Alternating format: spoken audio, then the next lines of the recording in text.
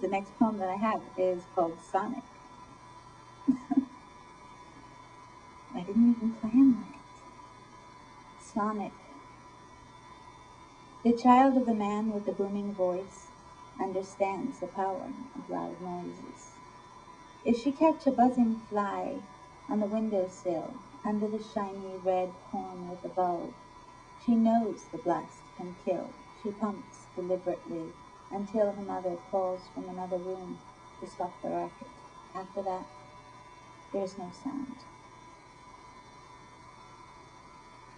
It's definitely an or, A-U-R-L. Isn't it interesting how oral, when you say it, it could be spelled O-R-A-L, speaking, Mm-hmm. oral, having to do with the mouth, or oral, A-U-R-A-L, having to do with the ear, having to do with hearing. That poem has a lot of kind of dynamism of being heard, of hearing.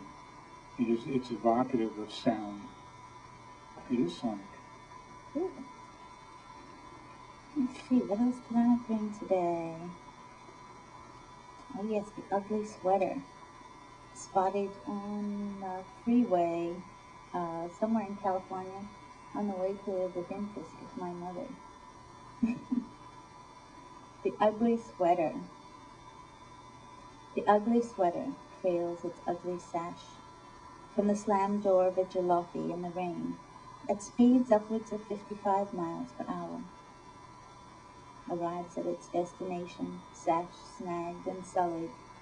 Its chagrined owner is heard to say, "Oh no, my sweater is ruined." I would say there was a poetic moment in the garment attachment, how it is that we clothe ourselves and how it is we let it go as well. Um, the notion of clothes having a certain anima to them. In this case, it's the owner that really has the anima that you give animation to, but also the observer, the one who sees that fluttering fabric on the macadam of the highway. I have to admit, at the time that it happened, for some reason this struck me so funny that I laughed all the way to the dentist's office. It just... Ready for the laughing gas, you're already laughing. I wasn't even the patient, I was just along for the ride for some reason, but yeah, I don't know why that got me. I'm lucky I'm not just breaking down now, because years later, sometimes it still gets me. Tickles your fancy. Yes. All right, let's see. This one I have is this is a San Francisco poem, traveling on the 5 Fulton out towards the beach. Message on a westbound bus. My head floats up on sudden orange scent.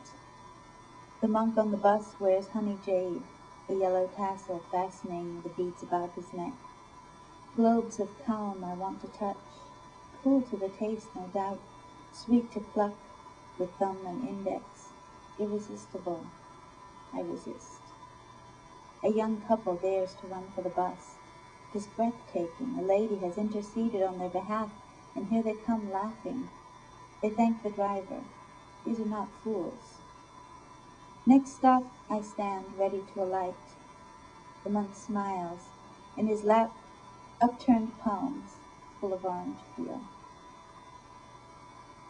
It's interesting that there's a correspondence in various religions of monastic beings with beads. You know, the Buddhists have their beads, their telling beads. Islamic prayerful people often have a set of beads. Hindu japa yoga and bhakti yoga often have beads. The Christian tradition with rosary beads and counting prayers, and it's interesting to me that there isn't a particularization of what kind of a monk it is.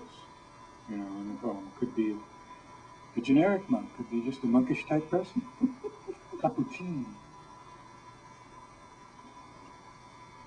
Yeah, let me see see what else I've got. Oh, these are traveling ones. Now, had I planned, I have a set list here. Good. Oh yes, this is the part where I was going to show you my other found poems. These ones are not where the event is found. This is where the text is found. So this is a slightly compulsive thing that I do. Of carving these poems out of blocks of text from magazines, and they make these nice sort of wiggly doodads. I'm going to hold this up, but then I'm going to put it down so I can read it. You can see this text. You sort of follow the thread of the poem inside the block of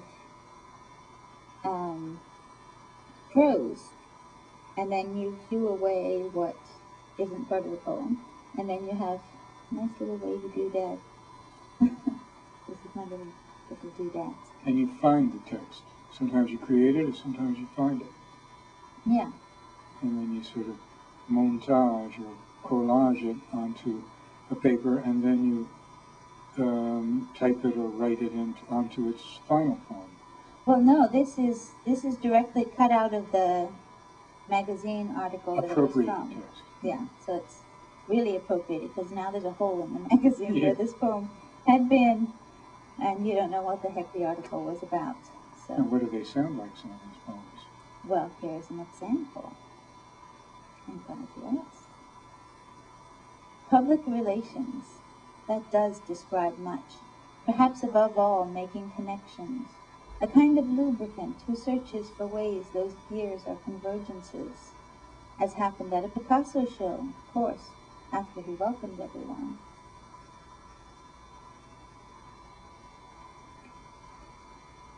Have a couple more. It's amazing. It has an integration to it, a wholeness to it that makes it seem as if it was always in this form. It's wonderful, very masterful.